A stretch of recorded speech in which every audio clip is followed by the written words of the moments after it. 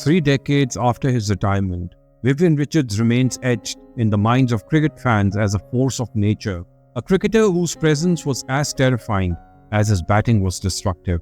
His legend wasn't built solely on his talent. His swagger and fearless demeanour left an indelible mark. Richards, the man who never once wore a helmet against the fiercest fast bowlers, embodied a brand of courage that bordered on the reckless. I had no fear about a particular bowler, whether he was going to knock my head off or anything.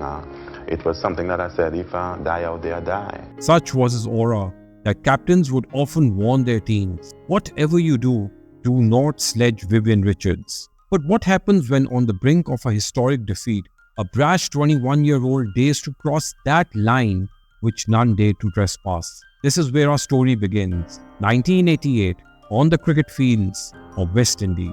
Pakistan was on a tour of West Indies, slated to play 5 one-day internationals and 3 test matches. While the tour itself was not remarkable, the personalities involved were.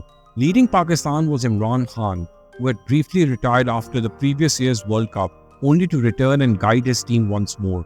On the other side was the aging Vivian Richards, acutely aware that the end of his career was nearing. Richards knew that his departure might signal the end of West Indian dominance, a golden era that had seen 2 World Cups and a decade of unbeaten Test cricket on home soil. For Richards, this series wasn't just about winning, it was about safeguarding a legacy. The first Test was a shocker. The West Indies suffered a rare defeat at home, shattering their 10-year unbeaten streak.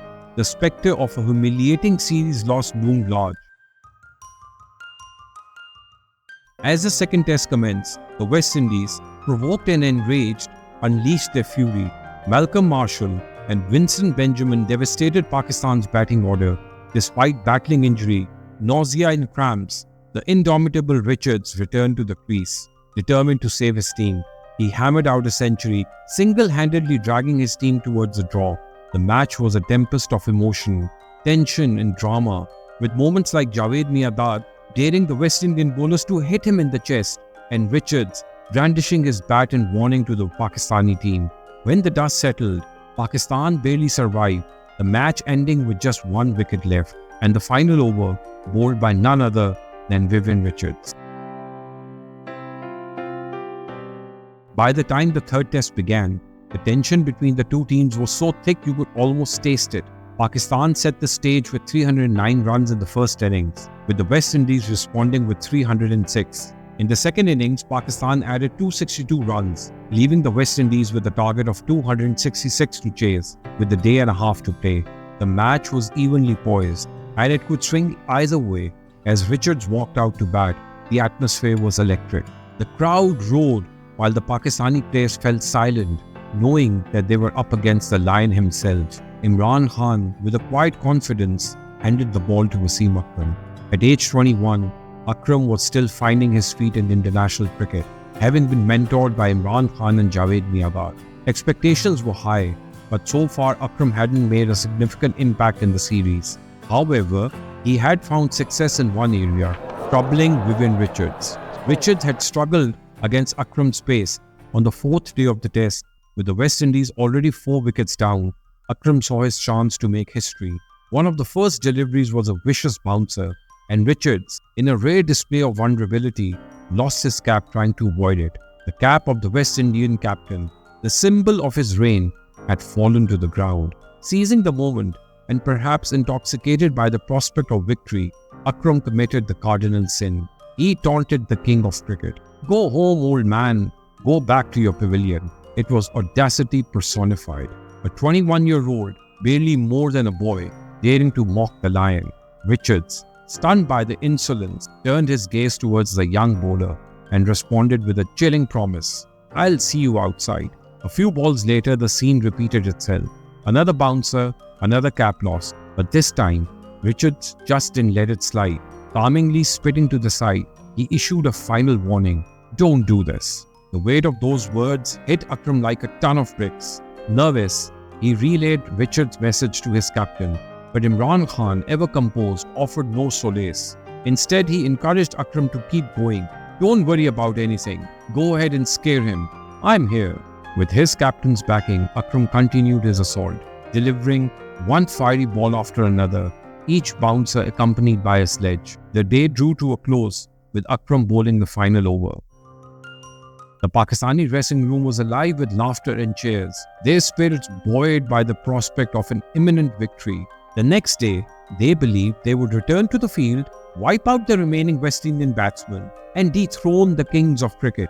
But then, as the celebrations reached their peak, a young man entered the dressing room and called out, "Wasim Akram, come out of the dressing room." Confused, Akram asked who was calling him, but the man only repeated, "Come outside." Curiosity got the better of him, and Akram peeked outside the door, only to see Vivian Richards standing there. The sight that greeted him was something out of a nightmare. Richards, shirtless, still wearing his pads and boots, his body drenched in sweat, was standing in the corridor, his bat gripped tightly in his hand. This was the West Indies, Richards' domain, and here he was the law. There was no cameras, no match referees, and no one to interfere. A sense of dread washed over Akram as he realized the gravity of the situation. Terrified, Akram rushed back to his captain, gasping, "Richards is standing outside." The same captain who had once encouraged him to attack Richards now gave him no quarter. "What should I do? It's your fight. Go and handle it," Imran said quietly before turning away. Shocked, Akram tried to plead his case. "You've built such a strong physique and you're asking me, with my skinny build, to handle this?" But Imran Khan didn't even respond.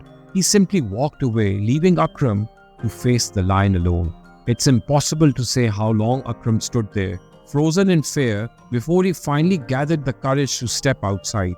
Every nerve in his body screamed for him to run, but he knew there was no escape. Slowly he walked towards Richards, his heart pounding in his chest. But before Richards could say a word, Akram blurted out, I'm sorry. Nothing like this will ever happen again for sure." The apology hung in the air like a lifeline. Richards, breathing heavily, stared down at the young bowler, his eyes burning with fury. Finally he spoke, "You better not, or I will kill you." To us, it might seem like an empty threat now, perhaps even slightly humorous, but for that 21-year-old, standing before the lion, it was as real as it got. The lesson was seared into his memory. Wasim Akram would never sledge Vivian Richards again, not even by accident. The next day, Akram did manage to dismiss Richards, bringing Pakistan tantalizingly close to victory, but even then, he didn't utter a word. As for the match, despite the early loss of Richards and Curtly Ambrose, the West Indies, Benjamin and Dujon, formed an unbreakable partnership, standing tall against the blistering Pakistani attack. They went on to score 61 runs, leading the West Indies to a hard-fought victory.